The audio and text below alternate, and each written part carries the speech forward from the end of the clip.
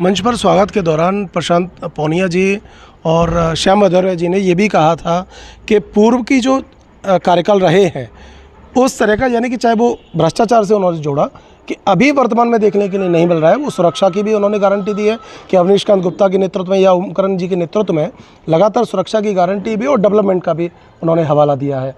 तो वो किस लूज पॉइंट की वो बात कर रहे थे कि पुराने कार्यकाल में ये लूज पॉइंट था, वो आज जाकर अवनीश कांत गुप्ता में या ओमकरण जी के नेतृत्व में वो मजबूत हो गया, वो एकदम कड़ी मजबूत हो गई है।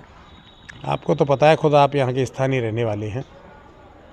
विगत वर्षों से लंबित पड़ी हुई कई एक फाइलें जो गृहकर से रिलेटेड थी, उनको इस साल हमने साफ़ कराया, उनको सेटल किया। तमाम ऐसे छोटे लोगों की व्यवस्थाएं थी जिनके मकानों का नामांतरण नहीं हो रहा था, जिनके प्लॉटों का नामांतरण नहीं हो रहा था, जिसके बदले पैसे लिए जाते थे। बाबू अलग पैसे लेता था, अन्य पैसे अलग लगाए जाते थे और द्वेष के कारण कार्य किए जाते, लेकिन वो ऐसा अब नहीं हो रहा है। इसी बात की ओर वो इंगित कर रहे हैं कि नगर पालिका अब सुचारू रूप से चल रही है, हर छोटे बड़े व्यक्ति का काम हो रहा है और बड़े ही साधारण तरीके से हो रहा है, कोई परेशानी का सबब नहीं है। यही इस बात की ओर इंगित कर रहे हैं वो लोग। नगर पालिका क्षेत्र में कई ऐसे चौराहे हैं जिनके नामकरण के लिए भी आपने एक जिक्र किया है। अभी हाल ही में एक खबर भी चली थी टाइम्स भारत पर, वो रील भी काफ़ी वायरल हुई है कि आपने उन चौराहों के नामकरण की आपने उसमें जिक्र किया गया है। तो क्या ऐसी आपने रूपरेखा तय की है कि चौराहों का नामकरण होगा, और अगर होगा तो किसके नाम पर होगा? चौराहा का नामकरण पहले ही सुनिश्चित हो चुका है। नईवास चौराहे को हमने विकास चौक के नाम दिया है, थाना चौराहा को हमने सुरक्षा चौक का नाम दिया है और धमेना चौराहा का हमने मेडिकल चौक का नाम दिया है। और पूर्व में हमारा गांधी चौराहा तो शमशाबाद में है ही। यही हमारे चौराहे हैं जिनको हम डेवलप करना चाहते हैं और ये डेवलप होंगे भी। समय से सारे काम होंगे, जितना फंड आता जाएगा उतने काम होते जाएंगे।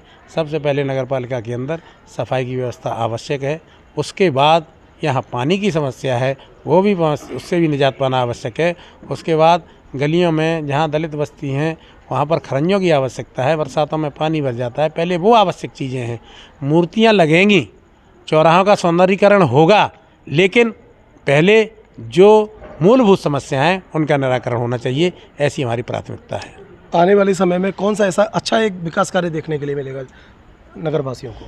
देखो, नगर पालिका का जो मुख्य कार्य है, मुझे नहीं लगता कि बहुत सारी योजनाएं नगर पालिका के पास होती हैं। नगर पालिका रेल नहीं बना सकती, पटरी नहीं डाल सकती, एयरपोर्ट नहीं बना सकती। नगर पालिका की मुख्य जो 3 चीज़ें हैं, मेरा ऐसा मत है कि नगर पालिका एक स्वच्छता दे सकती है, नगर की सफाई अच्छी किस्म की हो, कहीं गंदगी दिखाई न दे।